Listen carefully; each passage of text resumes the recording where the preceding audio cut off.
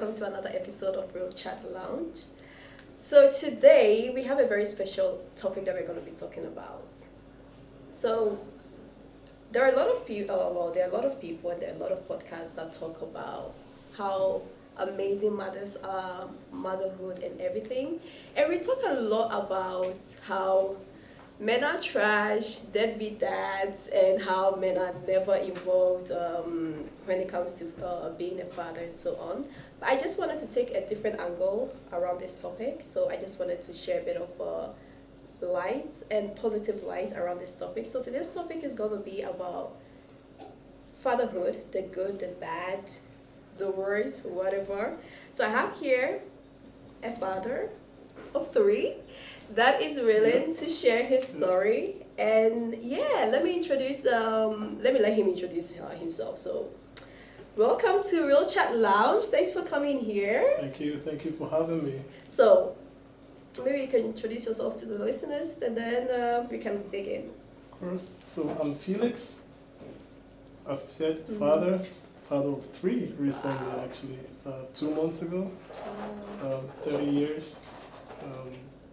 Software engineer. Nice. And kind of trying to find this way through fatherhood. Okay, amazing. Okay, so before we start, right? I saw this tweet on Twitter. Well, it's now, and I'm gonna read it out, and I want to know what you feel about it. Sure, so the tweet says, "Fatherhood is one of the most underrated life changes. Every second, every minute, you are trying to be a better person for your child. It's challenging, but I love every bit of the challenge." What do you think about that? Couldn't be said any better. Couldn't be said any better. It is a huge challenge, especially if you want to do it right. Yeah. So, well, when I read the tweet, I was like, most of the time when we see like tweets on Twitter or just on the internet, you never really hear like the challenges that men also kind of go through with this whole like pregnancy and so on. We always hear like the woman's side of the story, which is also of course very necessary. But then sometimes we don't really hear about their side of the story. Like how is it for them, like experiencing your wife going through pregnancy, labor, child, like all those other things. So that's what we're going to be talking about today. But then before we start, like you have 3 children. If you can think of it, right? The first time that you found out that you were going to be a father, how was your reaction? Were you expecting it? Did you always wanted to have kids at such a young age? Because you're 30 and you already have 3 kids. Yeah. How was it? Well, we did plan for it. It took the surprise out of it. At a very young age. At a very young age, yeah. Because you always wanted to be a father at... Well, I didn't want to be a father at a young age, but I did know that I wanted a lot of kids. Okay.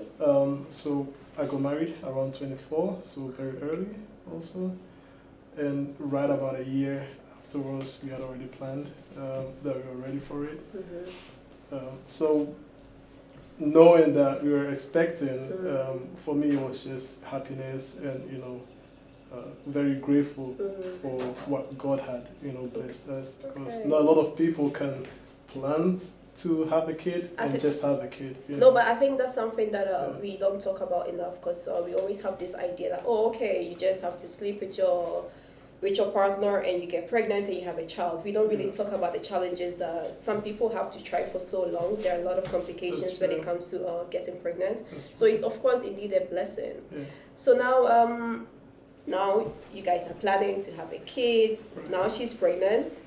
Of course, for a woman, I mean, I've not had a baby before. I've never been pregnant before, so I don't know how it is. But apparently the first 3 months are horrible. That's something that I know people, I have people around me that have had children, and they're like, the first 3 months is very challenging. Of course, as a woman, they're going through a lot of emotions and everything. As a man, how are you experiencing these 3 months of the pregnancy? For the man, the first 3 months isn't that challenging. Well, I will speak about myself. It was more about trying to give my wife emotional support that she needed to get through that very tough one, because they're going through a lot of changes in their body, and especially with the first pregnancy, is something that she's never had before, right? So kind of giving her the mental support, pretty much, to let her know that, oh, what you're going through are just hormonal changes, and it will all be fine. Yeah. You have someone here that you can always support throughout this journey. That was something that was for me very important, just to make her know that whenever she needs strength, there's one right beside her. So for me, it wasn't really difficult. I did realize that she was having a lot of difficulties right from the get-go, but it was all about giving her the mental, and how can you support. do that? I mean, like, how do you know how, as a man? Through affirmations, pretty much, because she starts to doubt herself a lot if she's going to be able to do it or not, if she's going to be able to get through the whole 9 months, when the first 3 months, even the first 2 months is being so difficult, right? So it's all about just affirming that she's actually going to do a great job, because you've already witnessed her through, living together, her being able to go through challenges and come out on top, that she will actually be able to, take the same, the same strength that she has in her through the pregnancy. And also we have God also, who is always looking out for us. We wouldn't have the kid, and she wouldn't be pregnant if God didn't know that we were going to be able to get through it, I think that's what most women need. It's all about reminding her that she's got it. Yeah, oh, that's very nice to hear.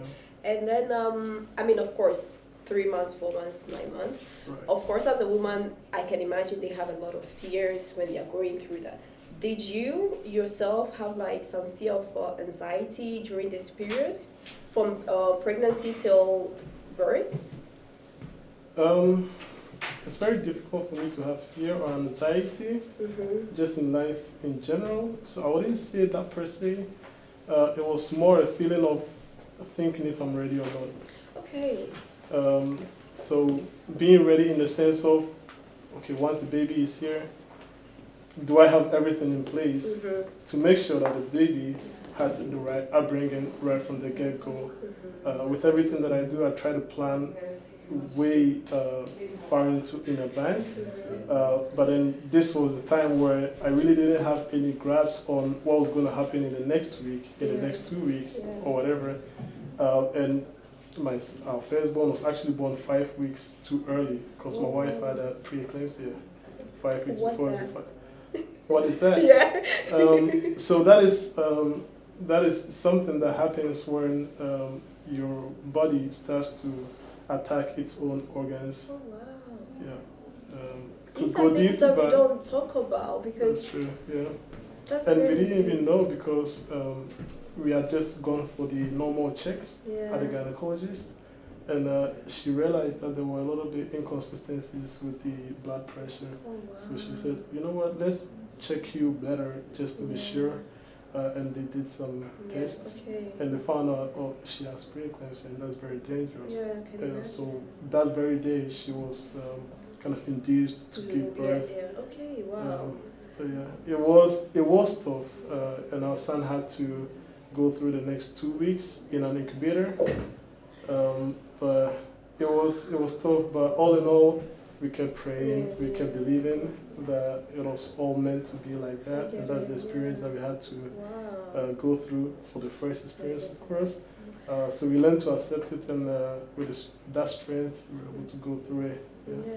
Okay, so you mentioned when you were talking that you were thinking about if you're ready, right? Like in terms of making sure you have everything set up.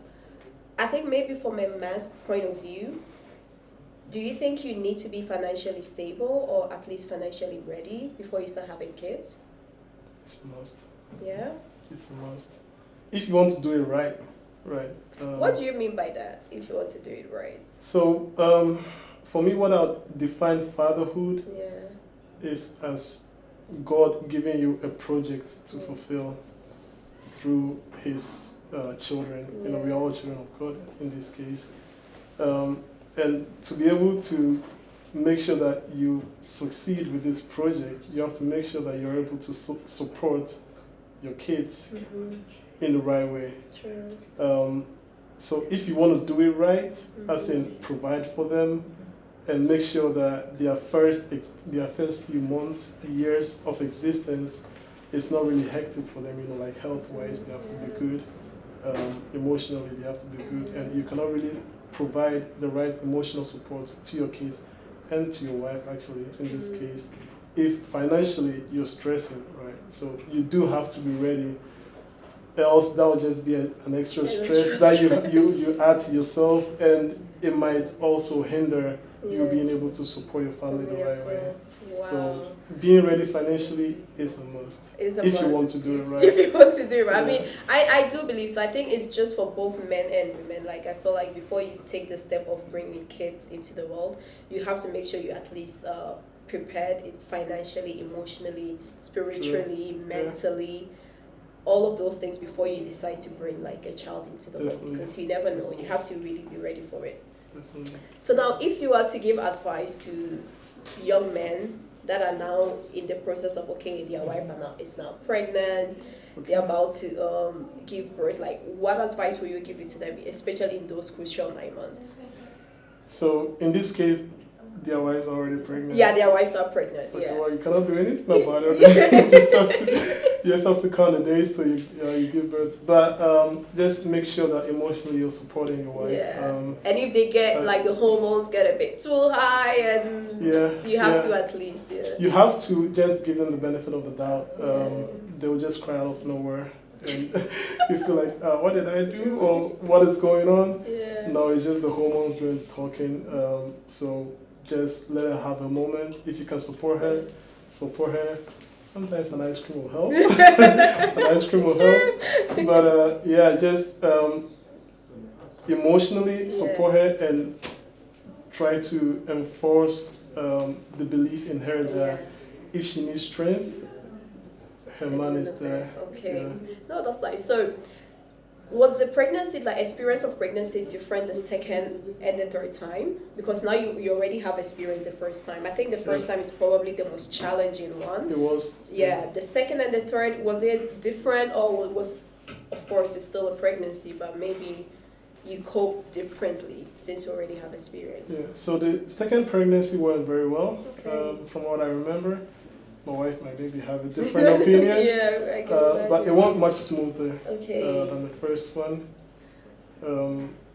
Gave birth a week before the due date. But up until then, she was healthy throughout.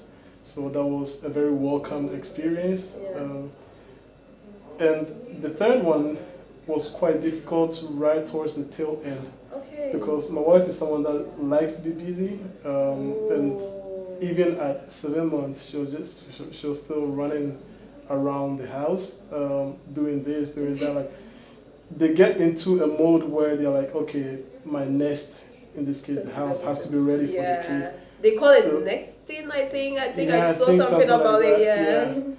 And I didn't understand it because I tried so many times to just get her to relax.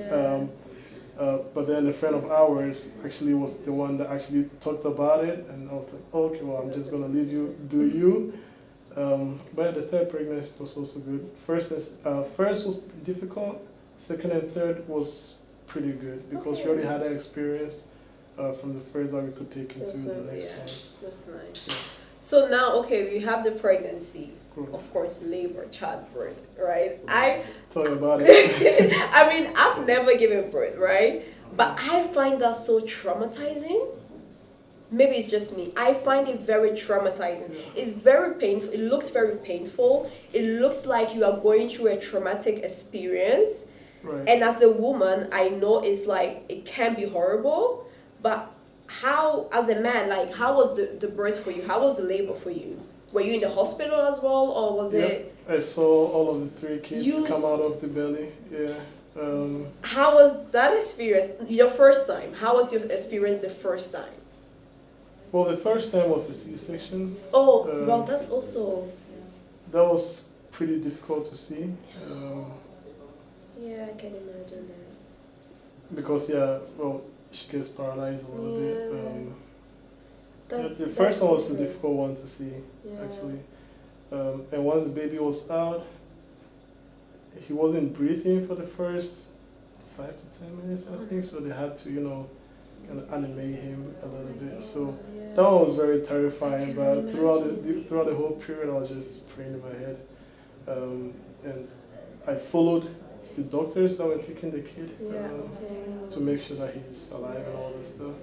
But back in my head also, I knew my wife had just been cut open, and I should maybe return back and kind of give her support. So it was, my mind was all over the place. I was a little bit in autopilot, I should say, just here and there. So there's a lot of experiences or memories that my wife brings up, and I'm like, oh, did that actually happen? But I think it was just by being too much in the moment, I didn't really realize what was happening. Yeah, exactly. So the first one was tough one. The second one was fine. Everything went as it should. And there also had my son, who was a year and 9 months. That's also something that about continue, who was a year and 9 months. He really liked it. We brought him into the hospital. He was already in love with his sister. Still is. They're the biggest fan of each other. That's so beautiful. So that was fine. Just having that family bond, and for once knowing, okay, it wasn't as scary as the first one. We were able to enjoy this. And the third one also went fine. I was one of the people that had to help my wife actually give birth, so I saw everything happening. It's a beautiful moment to see, if you know what I mean. I've heard it.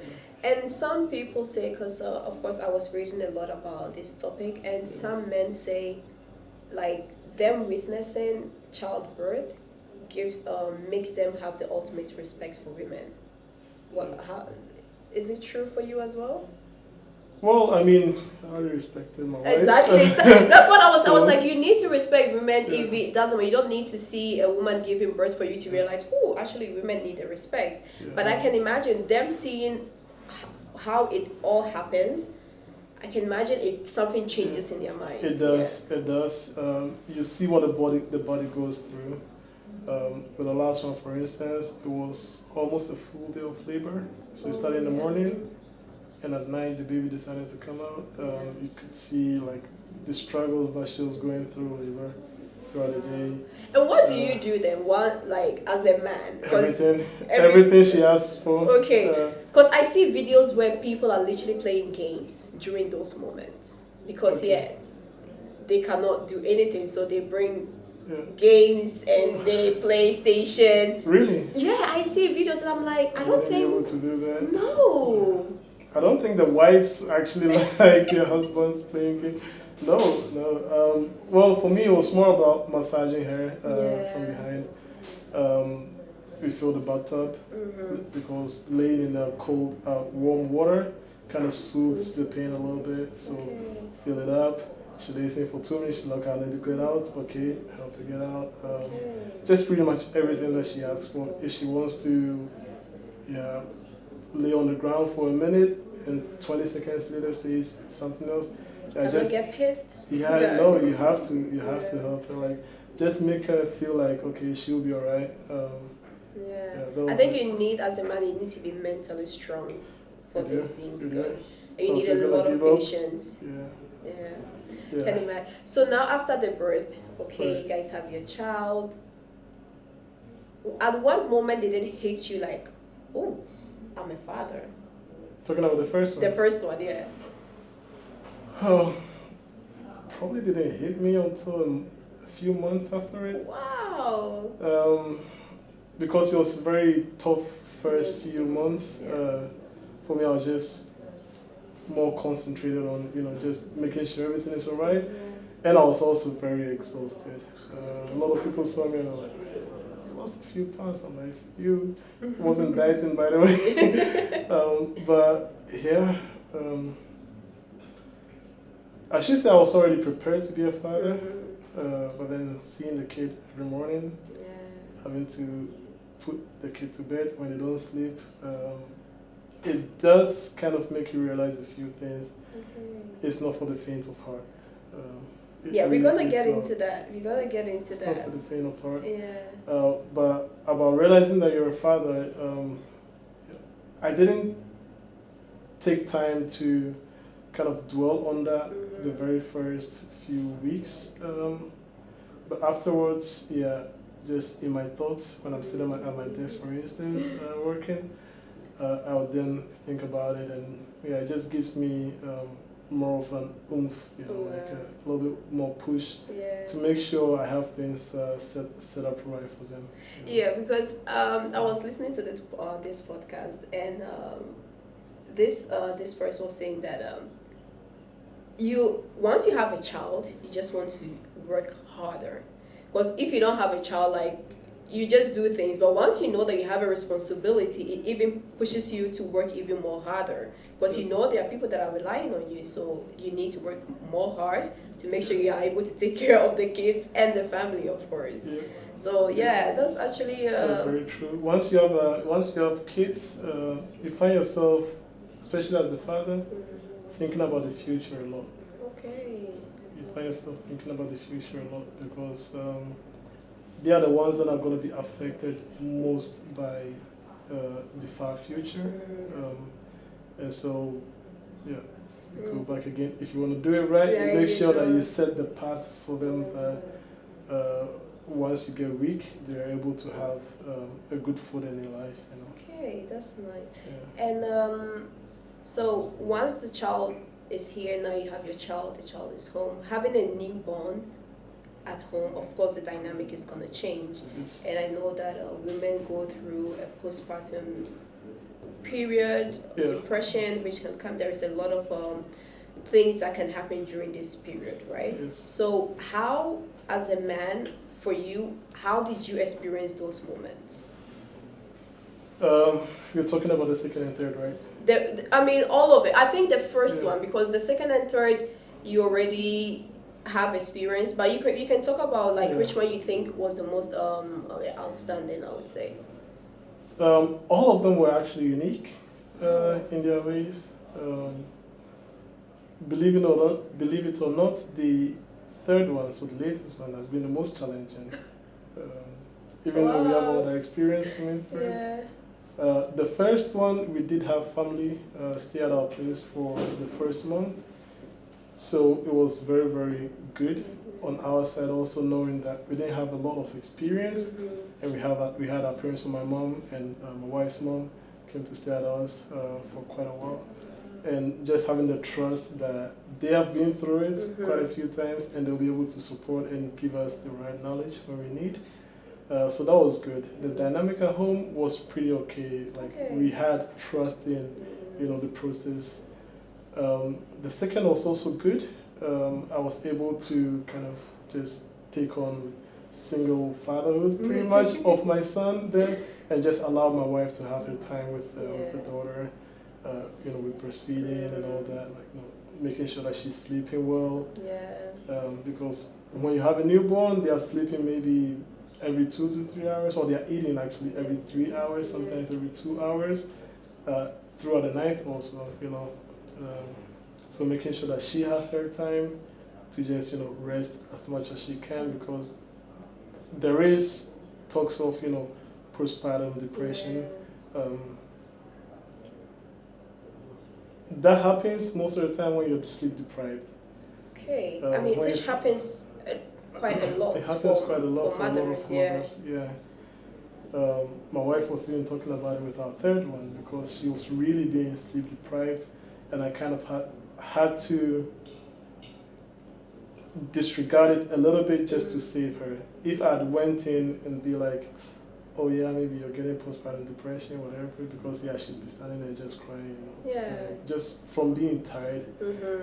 If I had to go in and say, oh yeah, you're having postpartum depression, whatever, she would probably buy into it and accept it, and it would probably start manifesting. I'm a big believer in don't talk about the things that you don't want manifested in your life if it hasn't already happened to you. So I kind of sat her down and we went through a few things. Make sure you're getting your sleep right. Make sure you're sleeping every time the kid is also sleeping, because in her head she's like, okay, well, this is not my only kid. There are also 2 others. I cannot be sleeping the whole time. How is my husband doing? Is he surviving? Because I haven't taken any day off actually since since we had, I did take a couple days during the birth, but I also worked through the day also. How were you able to manage that?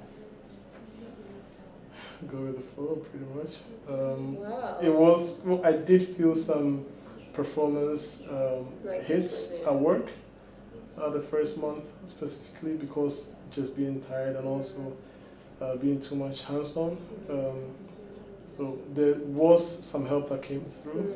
So the grandparents of them, so my wife's parents, took the first two. Okay. There's during the vacation also. Okay, that so gives a that- bit of room. Yeah. Exactly. I was able to focus on work a little bit. She was able to just focus on sleeping as much as possible.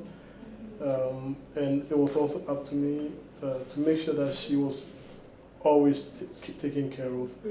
What does that mean? Every morning, breakfast ready at a specific time, force her to eat. And every single day, and then lunch, and then dinner. Yeah. My mom also came to cook some really good Ghanaian dishes. Oh, nice. Just tag them there. Yeah. Then I'd make sure that I'd always serve her right around the times that she had to eat. And so she could just focus on breastfeed, rest with the kid, breastfeed, take care of the kid. Okay, nice. So how was the dynamic like the second birth, right? Because you already have a year and 9 months. A year and 9 months, A year and 9 months. Like, how was the dynamic then? Because you have a child that already needs a lot of attention, especially at that age. And then of course a wife to like prepare for another child, and you also as well. Like, how do you manage those things? So what we actually focused on the most was to make sure that they all were spending as much time together as possible. So that is my 1 year and 9 month old then, and the newborn baby. So involving him in everything that was going on, because they would like around that time. That's also the time that he also wants a lot of attention. Yeah. So if we say, oh, there's a newborn here, she needs more attention, then it would be kind of a knock on him. So whenever we were giving the newborn baby attention, we would bring him. For instance, if there was clothes being changed, grab the arm of the clothes, put it on, and he really loved it. So just involving him as much as possible with everything, and that helped us to keep a good dynamic, and for the love to just keep prevailing. Yeah. And now you have 3 kids. What would you say your parenting style is?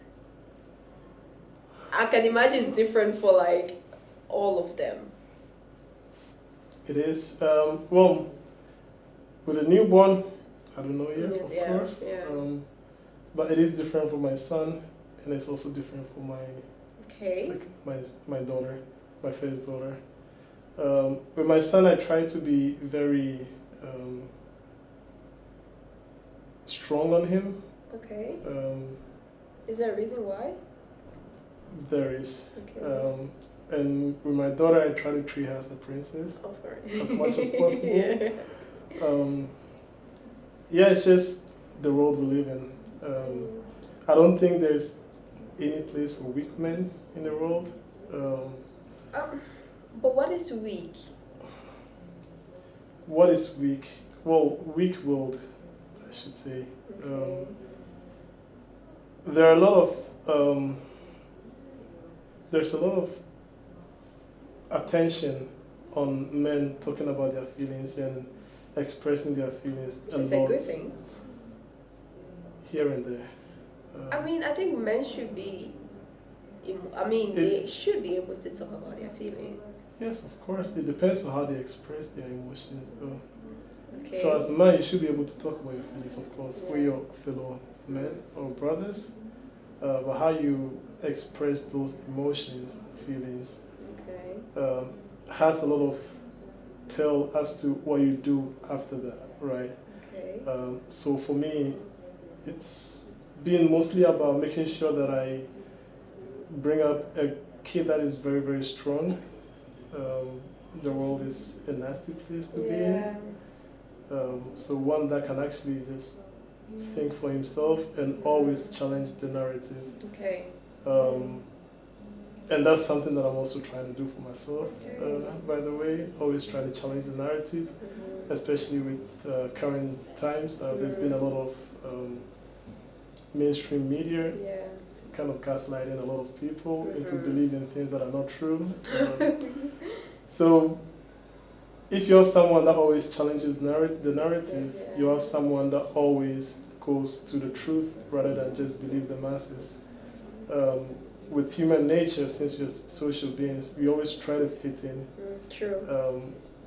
There are a lot of people that will do wrong things even though they know the right thing, just because everyone is doing the wrong thing. So making sure that he has that kind of mental fortitude to be able to say, oh, there are 1,000 people doing this, they're all wrong, I'm the only person doing this, and I'm right. It's not going to be difficult, but that's why I have to be kind of, And are you and what about your daughter? What about my daughter? With my daughter, I care more about her also being able to think for herself and know what she wants, but also treating her with a lot of love. She has to appreciate being treated with love, and I want her to also expect being treated with love. And learn to distance herself from whoever doesn't treat her with respect and love. Hello guys, this is the end of part 1 with my conversation about fatherhood with Felix. I hope you enjoyed it and see you next week for part 2. Bye! Master Mason.